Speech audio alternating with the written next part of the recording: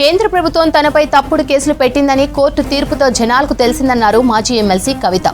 ఇప్పుడు మాట్లాడుతున్న బీఆర్ఎస్ నేతలంతా తనను అరెస్టు చేసినప్పుడు ఎక్కడికెళ్లారని ప్రశ్నించారు. తాను పార్టీ పెడితే చాలా సర్ప్రైజులు ఉంటాయన్నారు.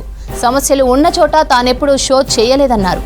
ప్రజా సమస్యల పరిష్కారానికి నిజాయితీగా కొట్లాడానని చెప్పారు కవిత. కుమ్మెర ఘటనపై అదే రోజు ఎస్పీతో మాట్లాడానని చెప్పారు. నిందితులను శిక్షించాలని డిమాండ్ చేశానని తెలిపారు. గాంధీ సరోవర్ కింద గాంధీ విగ్రహం కట్టడం తప్పులేదన్నారు కవిత. కానీ అన్ని ఇండ్లు ఎందుకు కూల్చుతున్నారని ప్రశ్నించారు. గతంలో రేవంత్ రెడ్డి సుప్రీంకోర్టుకు క్షమాపణలు కూడా చెప్పారని గుర్తు చేశారు కవిత. సమాజం పట్ల మావోయిస్టులకు తనకంటే 1,00,000 రెట్లు ఎక్కువ అవగాహన ఉందన్నారు కవిత. తాను బయట ఉండి పోరాటం చేస్తే వారు అడవుల్లో ఉండి పోరాటం చేశారన్నారు. మావోయిస్టు అగ్రనేతలు లొంగిపోయి సిద్ధాంతాన్ని బతికించారని చెప్పారు. కేంద్ర ప్రభుత్వం తనపై తప్పుడు కేసులు పెట్టిందని కోర్టు తీర్పుతో జనాలకు తెలిసిందన్నారు మాజీ ఎమ్మెల్సీ కవిత.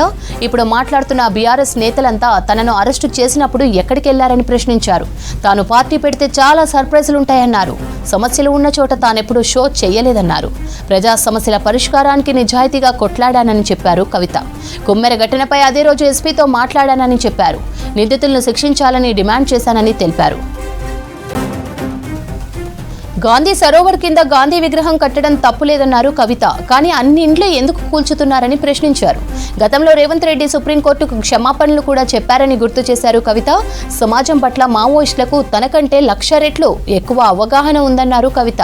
తాను బయట ఉండి పోరాటం చేస్తే వారు అడవుల్లో ఉండి పోరాటం చేశారన్నారు. మావోయిస్టు అగ్రనేతలు లొంగిపోయి సిద్ధాంతాన్ని బతికించారని చెప్పారు.